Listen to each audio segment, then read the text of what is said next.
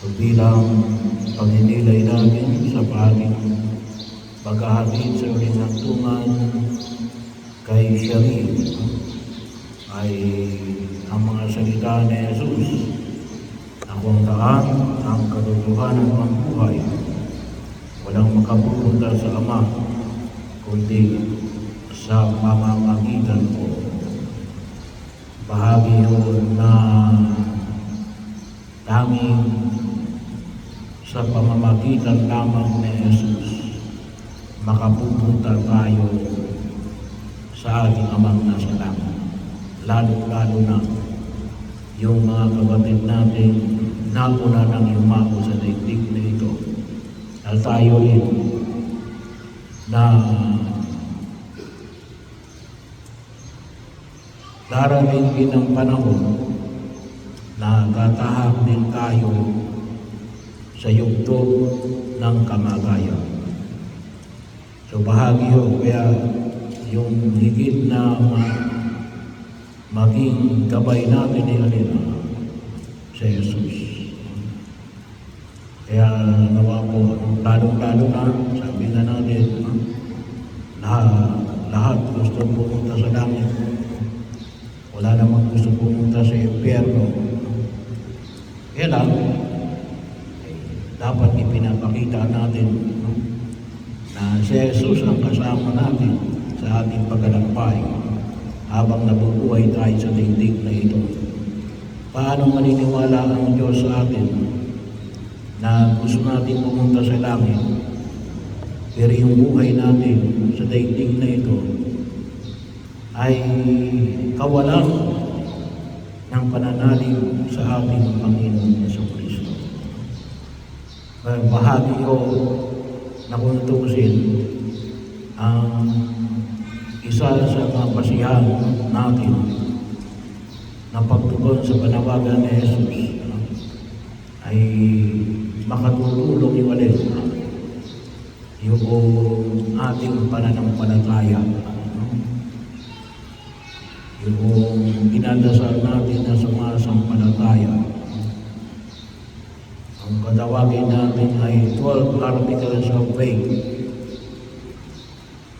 Yung bahagi ng sinasampalatayanan natin. Saan pa? Yung mga utos ng Diyos. Yung 10 utos ng Diyos. Bahagi yun naman na tayo magabayan sa mga pagkilos na ito. Ano pa? Ay sa pamagitan ng mga sakramento. Meron tayong 7 sakramento. At isa sa mga sakramento ito na kinakailangan namin gawin ni Alin, yung sakramento ng banal na misa every Sunday. So bahagi yun na kung saan ay masabi natin na ayos natin pumunta sa Ama sa pamagitan ng ating Panginoon na Jesucristo. Kaya iniiwasan din natin na magkasala, hindi lamang sapagkat ito'y utos ng Diyos, pero alin, para huwag tayong mahirapan sa pagtahak natin sa daigdig dito. Kaya kung minsan tayo ay nahihirapan sa pagtahak natin sa daigdig na ito, ay epekto ng kasalanan. Pagkakataon, hindi ko natin maiwasan pagkakala ninyo, yung walang epekto, yung kasalanan, isang epekto ng kasalanan ni Alin, kahirapan, at higit sila yung Alin, yung kamatayan, yung hindi tayo makapunta sa ating Amang nasa langit.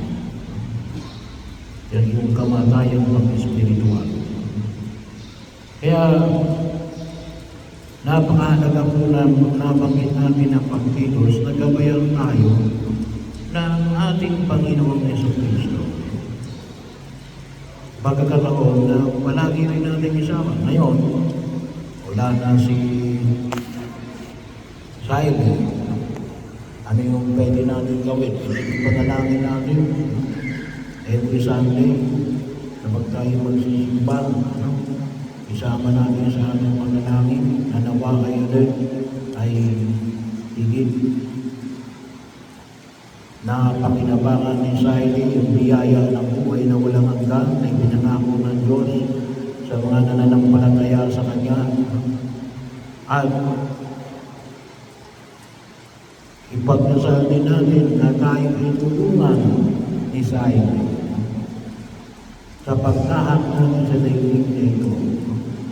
So kapag tayo magsisipag, alalahanin niyo si Saili para ipanalangin siya sa Diyos at para humingi ng panalangin sa Kanya na ipanalangin rin tayo sa Diyos. Huwag niyong kalimutan kapag kayo magsisipag pag-araw ng mundo. Bahagi yun. So, pagkamay siya wala na sa inyong piling, kapag ginagawa niyo yan every Sunday, ay ano ba yung gawain ng mga taong nasa piling ng Diyos, kundi ang magdasal? Ay, kung si Saili nasa piling ng Diyos at hinihingi niyo yung kanyang panalangin, ay sino pa yung kanyang tulungan? Hindi sila, hindi kayong kanyang mga kadugo, kayong mga kakilala. Bahagi yun na nawain din natin pagkinabangan sa biyaya na ibinahay ng Diyos. Kaya ito yung binahay ng Jesus. Walang makapupunta sa Ama kundi sa pamamagitan ko. Kaya nawa, ito yung naging bahagi ng ating pagdito sa gitna ng itong kalungkutan sa pagkawala